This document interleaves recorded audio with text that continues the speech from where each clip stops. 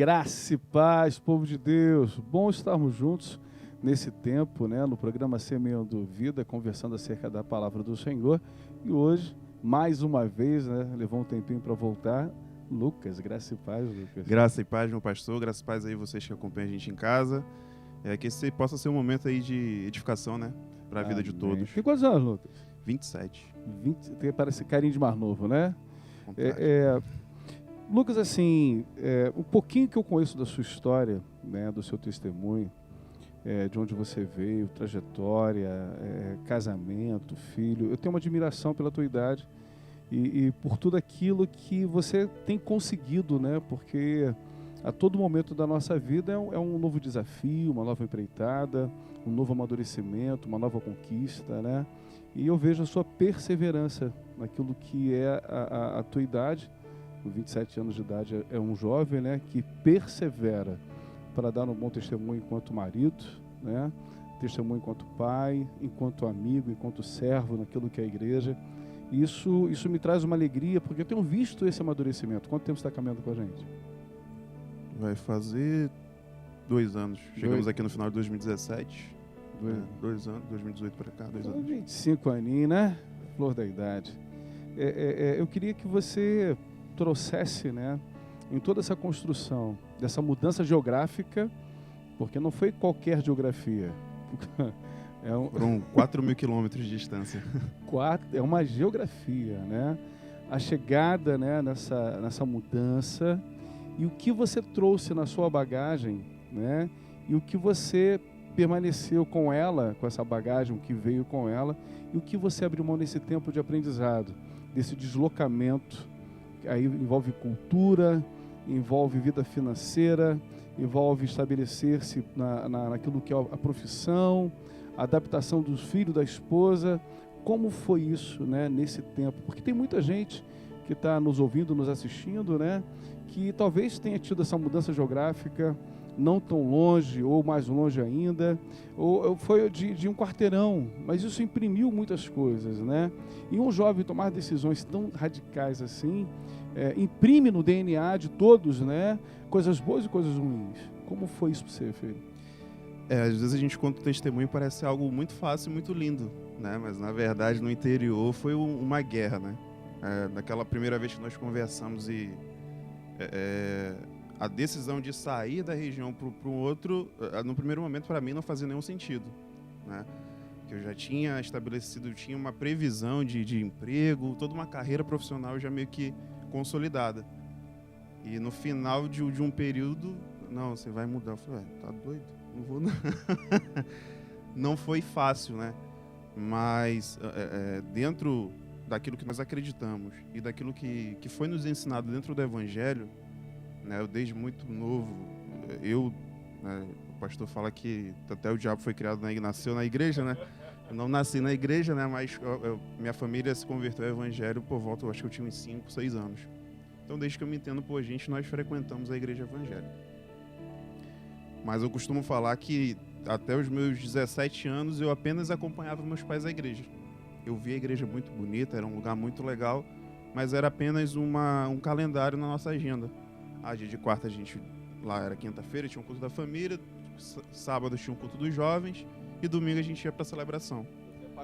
Fazia parte da agenda, não era algo que eu vivia. Era muito legal compartilhar com os amigos, né? Porque nosso círculo de amizade eram todos de lá, né? Na escola não vivia nada daquilo que era pregado.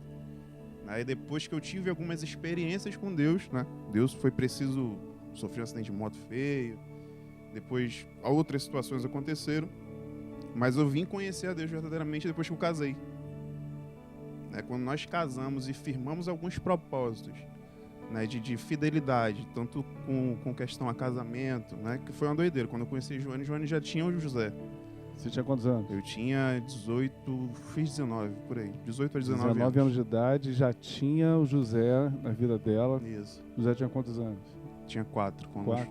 Isso. Tá com 13 aí hoje. E aí aí ela, não, só vamos ter relações quando casar. Eu falei, Eu vivi uma vida completamente diferente dentro da igreja, né? Mas vivi porque é aquilo, né? Não vivi o evangelho verdadeiro. Eu só frequentava a igreja. E desde quando nós nos conhecemos, essa transformação vem acontecendo. Não na minha vida, mas na dela também. Né? Então, essa foi algo que hoje a gente conta o testemunho, tem muita gente que não acredita como é que pode, né? O pessoal na época, se a gente contar nosso testemunho, conversa, o Lucas aguentou sei lá quanto tempo para... Mas é real. Então, quando a gente decide, né, viver verdadeiramente para Cristo e entende o que é o Evangelho, não tem como a gente não negar algumas coisas próprias nossas. Porque, não estou dizendo que é fácil, né, mas é quase que impossível não ceder àquilo que Deus quer. Né? Porque o nosso corpo, o nosso ser quer algo que é confortável.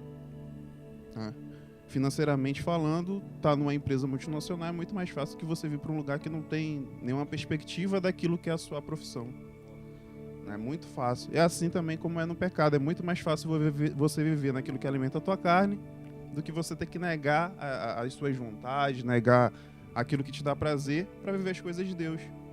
Né? São situações que não são fáceis, né? Retorno a dizer, mas que nos traz um retorno espiritual muito grande, porque não só espiritual, porque aquilo que nós negamos para nós, e é uma frase que eu guardo para sempre, o senhor sempre fala, né, que Deus nunca deve nada para ninguém, Ele nunca deixa devendo nada para ninguém. E nós temos vivido isso cada dia, porque a gente vê, né? Não estou dizendo que nós somos os seres superiores.